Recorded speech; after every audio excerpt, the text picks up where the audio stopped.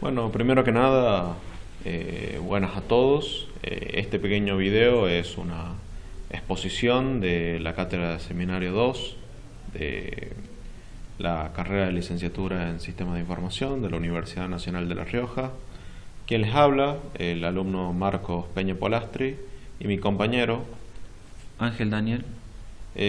Vamos a explicar un poco en este video nuestro proyecto que se llama Sendball y que es básicamente un sitio para hacer minería de datos de análisis de sentimientos utilizando Node.js y Twitter, la API de Twitter. Entonces, ¿cuál sería la problemática? Supongamos que ustedes tienen un programa de televisión o algo por el estilo y son productores. Todos saben que producir un programa de televisión tiene muchos costes. Pero bueno, consiguen la aprobación, lanzan el piloto y lanzan el programa. Sin embargo, pasan los meses y les dicen que su programa no le está yendo muy bien al rating y que hay posibilidades que lo cancelen. Entonces, ustedes van a pensar, bueno, ¿y por qué no le está yendo bien a mi programa? Porque el rating es una herramienta estadística que nos dice que las personas no están interesadas en el programa, sin embargo no nos dice el por qué. Normalmente ustedes irían a una empresa de estudios estadísticos que va a hacer diversas encuestas y estudios y quizás demore un mes o dos en darle los resultados. Cuando lleguen los resultados su programa ya se dio de baja. Entonces, ¿cuál sería la necesidad? Conocer instantáneamente y en el momento si alguna temática está generando una sentimentalidad o emociones negativas y además de eso de poder descifrar el porqué de ello. Todo eso lo vamos a usar gracias a las redes sociales. La gente ya nos da información, en todo momento se está generando información no estructurada. Y bueno, este pequeño proyecto trata de, utilizando procesamiento de lenguaje natural, trata de sacar esos datos y estructurarlos de alguna manera. Bien, voy a pasar a hablar un poco de lo que es el procesamiento del lenguaje natural. Si bien esto es un campo dentro de las ciencias de la computación, la inteligencia artificial y la lingüística, lo que busca o su objetivo en específico sería el otorgar herramientas necesarias para la comunicación entre las computadoras y las máquinas. Si bien no sería un método abstracto, sino crear mecanismos o software que puedan llegar a cumplimentar ese objetivo.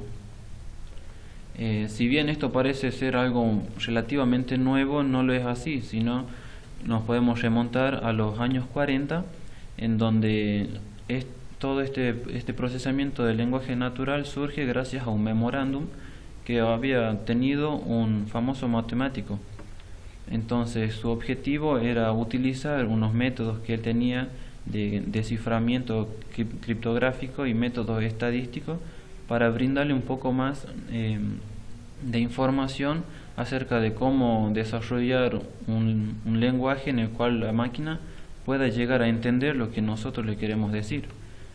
Entonces vamos a tener una pregunta en mente durante todo este proceso o este proyecto que estamos desarrollando, que sería cómo hacer que la computadora nos entienda. Si bien el auge en estos momentos es el Machine Learning y el Big Data.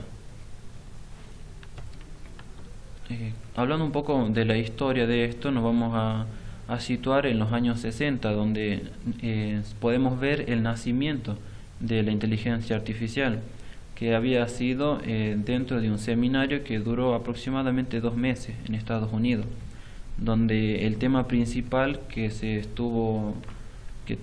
robó la atención de todo el seminario fue un proyecto llamado ELIZA, que era una inteligencia artificial, el cual simulaba ser una psicoterapeuta, el cual se basaba con cierta orientación de patrones en cuanto a la entrada que tenía. Era una oración o una pregunta simple que le hacía el cliente o la persona que estaba interactuando con el programa, y por medio de unos ciertos patrones que ya tenía incorporado anteriormente, daba una respuesta de salida. Si bien esta respuesta era aleatoria, pero siempre respetando un patrón el cual el sistema podía detectar mediante todo su algoritmo.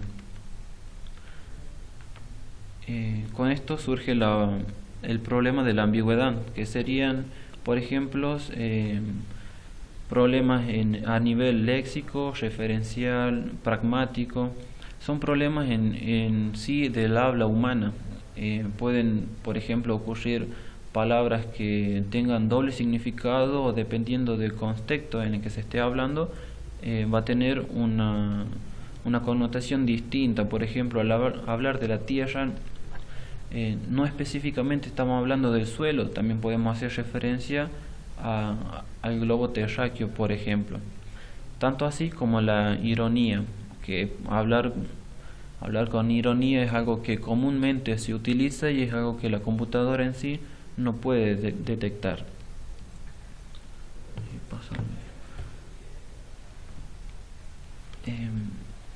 Bien, otros algoritmos que podemos citar o explicar un poco de cómo va evolucionando todo esto es dentro de la inteligencia artificial, sería la comprensión de este lenguaje. Habiendo en los años 70 dos tipos de algoritmos, como el Shidru y el Perry. ¿Cuál es la diferencia de estos dos? Si bien estos dos tenían más o menos la misma orientación que el anterior citado, ELIZA, el primero, Shidru, coincidía en tener un conocimiento previo y a base de patrones brindar una respuesta a la pregunta que se le estuviese realizando. En cambio, Perry no. Este utilizaba, sin ningún conocimiento previo, utilizaba netamente patrones de reconocimiento para poder brindar una salida, que bien simulaba tener como una paranoia de que lo estaban persiguiendo la mafia y así. Parecía un poco ilógico el razonamiento que tenía este algoritmo. Sí. Bueno, también otra de las herramientas que se utilizan muchísimo en el procesamiento del lenguaje natural y en la búsqueda de los patrones es el utilizar las expresiones regulares, que básicamente son estructuras que nos permiten reconocer patrones dentro de una cadena de un texto. Hay varias reglas o una sintaxis y hay una sintaxis especial para esto, pero bueno, por ejemplo, si ven aquí aparece un código en JavaScript que soporta de manera nativa las expresiones naturales, y lo que va a hacer es básicamente detectar todas las cadenas de textos que tengan el patrón A, B, B que se repita al menos una B y termina en C. Y entonces esto se puede ver a ABC, puede ser tomado también ABBBC, ABBBB y así infinitamente mientras se cumpla este patrón. Puede ser válido esto. Aquí hay otro ejemplo de cómo las expresiones regulares pueden ser utilizadas para extraer datos que no estén estructurados. Por ejemplo, si se fijan en el ejemplo que se tiene que extraer, Juan tiene 5 pesos y Pedro tiene 4, lo que se puede hacer en base a estas expresiones regulares para detectar la moneda y luego el nombre, que va a empezar con una letra mayúscula y luego va a seguir por varias letras minúsculas. Se puede ver que tanto Juan como Pedro, en esta cadena que es en código XML, estos dos cumplen con el patrón del nombre, y la moneda también cumple con el patrón de la moneda, que va a ser el símbolo de peso, un número, un punto o una coma y luego dos números.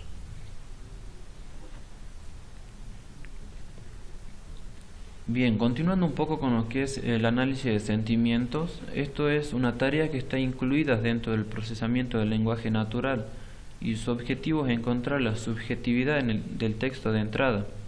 Entonces lo que busca es extraer opiniones y la polaridad de esto, que lo podemos diferenciar de tres tipos.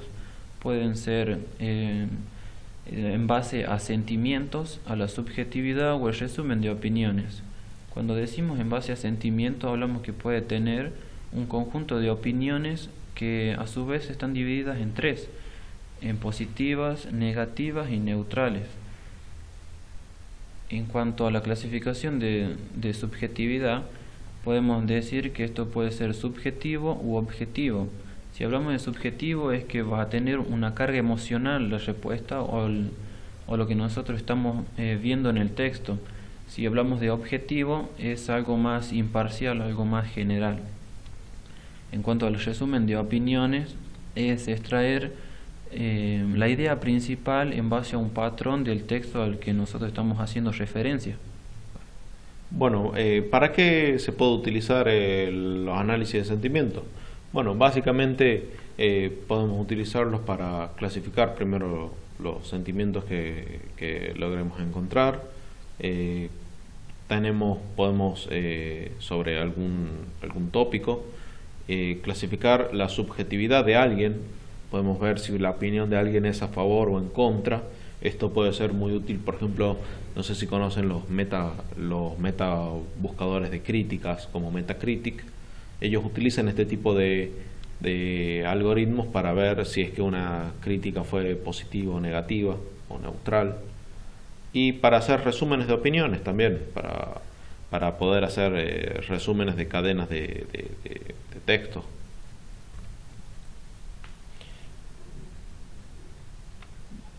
En cuanto para buscar un poco lo que es todo este tipo de palabras, todo este tipo de textos, usamos lo que son los diccionarios léxicos, que nos van a ayudar a poder descifrar o armar un patrón de reconocimiento de estas palabras esenciales que estamos intentando encontrar, que están dotadas de un conjunto de adjetivos, verbos, adverbios y otros valores que nosotros le podemos ir agregando, ya sean positivos o negativos según a la palabra a la que estemos haciendo referencia.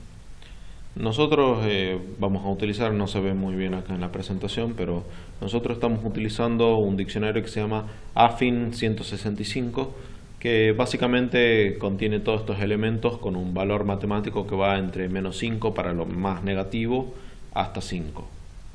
Cada palabra y todo y verbo se le asigna ese valor. Tipos de análisis de sentimiento. Bien, entonces a la hora de extraer la información va a variar el método, o sea, el método que vamos a usar va a variar según qué clase de incidencia queremos realizar en todo el texto. Si bien puede ser, por ejemplo, análisis de documento, de oración o de aspecto. Cuando hablamos de análisis de documento hacemos referencia a que vamos a ver al documento como un todo y vamos a asignarle un sentimiento en general, digamos. Si bien quizás el usuario no quiso, por ejemplo, si le designamos que el sentimiento que posee todo ese texto es negativo, y al analizarlo específicamente nos damos cuenta que no es tan así, entra en el rango de variación que puede tener este tipo de análisis, ¿no? Cuando hablamos de análisis de oración hacemos referencia a que a cada oración la vamos a dividir en etiquetas, y entonces de esta manera vamos a empezar a etiquetar a cada una de las palabras con un valor de sentimiento. Entonces al final esto puede variar en cuanto al análisis de documento, en el sentido del sentimiento que nosotros queremos hacer referencia, sea bueno o sea malo. En estos dos tipos vamos a poder encontrar una diferencia en cuanto al sentido que queremos hacer. Aprendizaje computacional. Si bien, como hicimos referencia al principio a la pregunta inicial de este proyecto, era cómo hacía la computadora para entendernos, espero que al final de todo esto podamos responder un poco más la pregunta. Si bien nosotros los seres humanos aprendemos a través de experiencias, algunas habilidades que nos enseñan o traen culturalmente ya la sociedad en la que vivimos. La computadora no aprende de esta manera, sino haciendo uso de los algoritmos que ya fuimos viendo a la medida o al transcurso de que pasó todo este proyecto. La computadora no aprende de esta manera, va a ir aprendiendo a medida que nosotros diseñemos algoritmos o patrones de reconocimiento para que puedan aprender o enseñarles cómo aprender para que en un futuro vayan avanzando de una mejor manera. Y se ve en cuanto a la velocidad de aprendizaje. Un claro ejemplo sería el de Cortana y Siri. Hay muchos videos en internet de la manera en que uno y otro responden en cuanto al estímulo de preguntas por parte de nosotros, los clientes. Bien, la red social que vamos a utilizar es Twitter. Creo que la mayoría ya lo conoce, que se creó en el 2006 y tiene aproximadamente 300 millones de usuarios que están en vigencia. O sea, esto se mide cada mes o en el uso que tiene en el mes la cantidad de usuarios. Bien, vamos a pasar a la parte ya más interesante, dejando de lado toda la parte de sustento teórico. Vamos a hablar un poco ya del proyecto en sí, que es Sandball, y la tecnología que utilizamos para poder desarrollarlo. Primero utilizamos Node.js como nuestro entorno de ejecución de JavaScript en backend. Básicamente, ¿por qué lo utilizamos? Porque el código de Node.js es muy sencillo y fácil de leer y posee características de escalabilidad y manejo de múltiples llamadas gracias a una arquitectura basada en eventos que es totalmente asíncrona. Esto nos permite, y está muy en boca Node.js por esto, hacer aplicaciones muy escalables. Si bien este proyecto en este momento no está pensado para hacer una aplicación de gran envergadura, está ya pensado desde su fundación a que pueda llegar a crecer y ser instalado quizás en un servidor que haga minería de datos de gran envergadura. Junto con Node viene el NPM, que es el Node Package Manager, que básicamente es el gestor de paquetes por defecto para Node. ¿Y por qué lo utilizamos? Porque viene una gran cantidad de librerías y aplicaciones listas para instalar y utilizar, con una línea de comando básicamente para instalarlas. Y muchas de las librerías que vamos a estar utilizando, como para comunicarnos con la API de Twitter y para hacer el análisis de sentimientos, vienen desde NPM. Para lo que sería el servidor web estamos utilizando Express.js, que es básicamente un framework muy ligero que sirve para la rápida creación de web apps en Node.js. Es muy popular en Node. Si alguna vez trabajan en Node, seguramente se van a encontrar con Express de entrada. Es considerado por muchos el framework de facto para Node, y básicamente también nos permite hacer un ruteo y renderizado de web muy sencillo. En nuestra capa de datos utilizamos a MongoDB como nuestro motor de base de datos, que es NoSQL. Entonces, ¿qué significa esto? Que no estamos utilizando lenguajes de consultas estándar de SQL. Tampoco es relacional, es una base de datos no relacional. ¿Qué significa esto? Que nuestros datos no van a estar en formatos de las típicas tablas relacionadas, 1 a n, etcétera, etcétera, sino que vamos a estar hablando de colecciones y de documentos. En vez de registro estamos hablando de documentos. El formato, acá hay una pequeña corrección, el formato es JSON, que es similar a JSON, solo que dentro de la aplicación es en binario, pero se lee como JSON. Y que nos permite MongoDB, que es bastante escalable para grandes volúmenes de datos, que sigue con la temática por la cual fue planteada Node. También Mongo es por eso, porque vamos a estar accediendo a grandes volúmenes de datos cuando estemos capturando por la API de Twitter. Y bueno, y hablando de la API de Twitter, viene otro de los estrellas. La API de Twitter es básicamente una interfaz para programadores. Lo que nos permite es tener un acceso legal provisto por la gente de Twitter para obtener datos de su plataforma. Ellos tienen una muy buena documentación que nos ayudó muchísimo. Básicamente nuestra aplicación Sendball fue registrada para contar con estos permisos, y se utiliza de esta API, se utilizan básicamente las funciones Stream y Search. Y por último, Sentiment, que es el paquete de NPM que nos permite hacer el análisis de sentimientos, que utiliza la Affine 165 y el Emoji Sentiment Ranking. Así que sí, también algunas cosas como la ironía están tomadas en cuenta. Si es que alguien pone qué bueno y pone muchas caritas tristes, va a estar tomado como un sentimiento negativo en vez de un sentimiento positivo por la palabra bueno.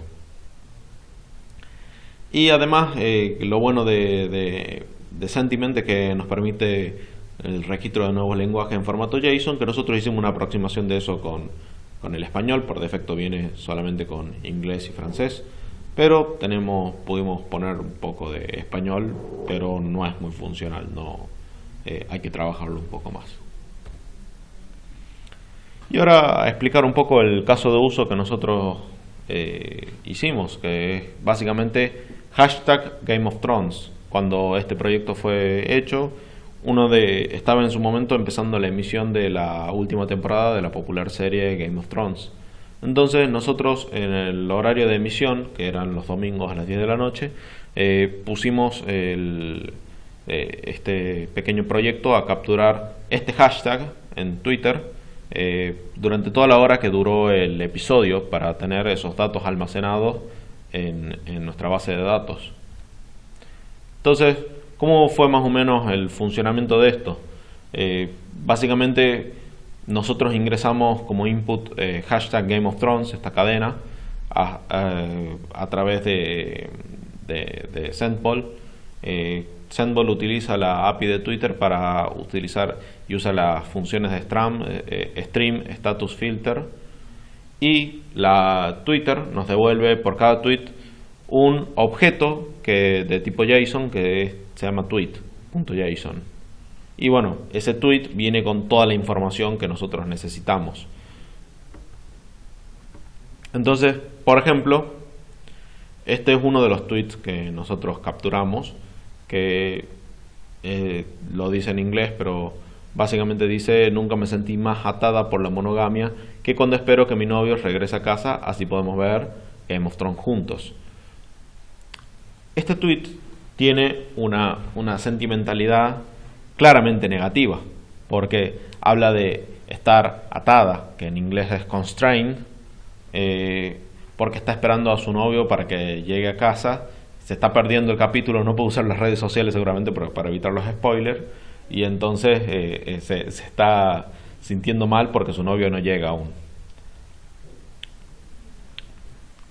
Sentiment lo que hizo con este tweet fue primero tokenizarlo, que es básicamente transforma primero el texto a minúsculas para evitar problemas de mayúsculas, minúsculas. Luego son eliminados los caracteres no alfanuméricos, y ahí eliminamos a todo lo que sería puntos, comas, arrobas. Y por último, los tokens, que serían básicamente las palabras, son separadas por espacios. Entonces, si lo ven, tenemos un array de tokens de 23 tokens, que dice I never feel more constrained, etc. ¿Qué hace con todos estos tokens? Hace un cálculo de puntaje de sentimientos, y a cada token se le asigna un sentimiento siguiendo el listado de Affine 165, y siendo el puntaje S de sentimiento es la sumatoria del puntaje del token 1, del token 2 hasta el token N, y ese valor comparativo respecto de la cantidad de tokens es un promedio básicamente, T1 más T2 más hasta Tn dividido en N. En nuestro ejemplo, y disculpen un poco la calidad, el array de positivos no encontró ninguna palabra que se rija según el AFIN 165 a positivo, pero sí encontró una negativa que es constraint y tiene un puntaje de -2. El comparativo es menos 0.08. Entonces estamos hablando de un tweet que fue clasificado de manera negativa. El modelo de datos en JSON se está usando un pequeño diagrama de clases, ya que JSON son objetos, pero básicamente tenemos un objeto tweet que nosotros le capturamos el tiempo, la fecha en la que fue capturado, el texto de 140 caracteres, si vino de mobile, si vino de desktop, geolocalización si es que la tiene activada, y topic. Este topic es algo que nosotros le agregamos, que es básicamente el hashtag Game of Thrones que nosotros ingresamos al principio. Y tiene dos objetos anidados, que serían el objeto de todos los datos relativos y los atributos relativos a sentiment, como el score, el comparativo, los tokens, las palabras positivos y negativos, y aquellos respecto al usuario, que es básicamente esto para saber y poder filtrar si es que tenemos tweets en cadena de gente que no tenga followers o no tenga amigos, podremos pensar que son bots. Entonces esto nos podría ayudar en un futuro a poder filtrar esa basura. La persistencia de datos. Bueno, todos estos tweets capturados son almacenados en MongoDB, y aquí el pase es casi directo. Es una de las ventajas que nos da MongoDB, porque MongoDB básicamente almacena todo en JSON. Entonces el pase es casi directo, no tenemos que hacer un parseo o una transformación de datos muy compleja. ¿Cuáles son nuestras conclusiones?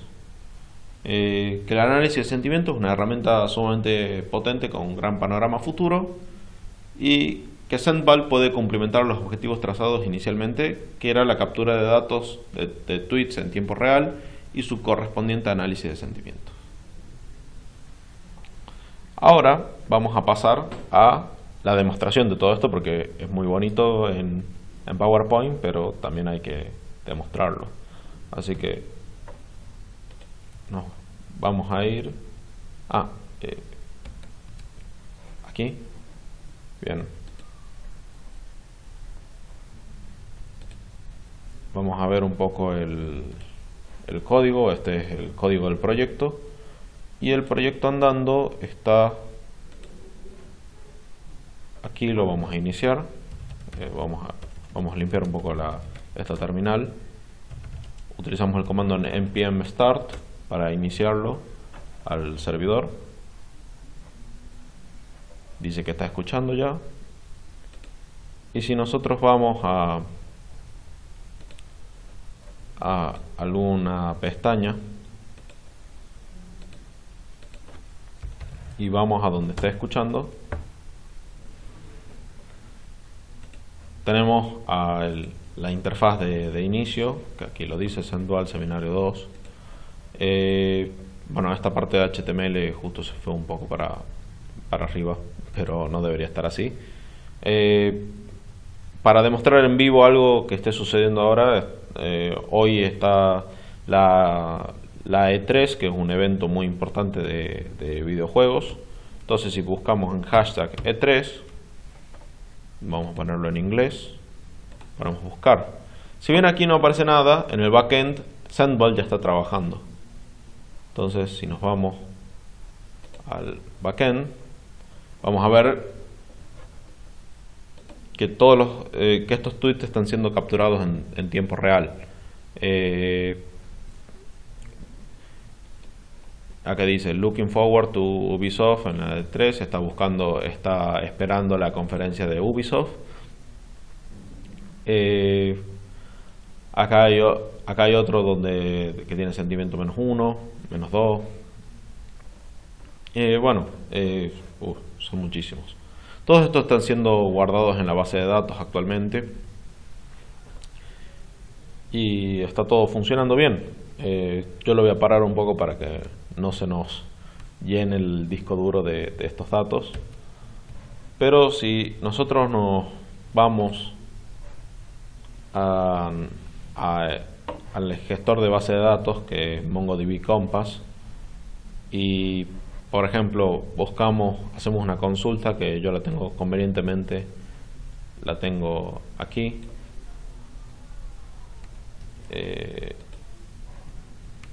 Los de sistemas, la verdad, no hacemos mucha interfaz de usuario, son básicas, así que sí, no es lo más usable. Muchas gracias a todos y espero que este video les haya gustado.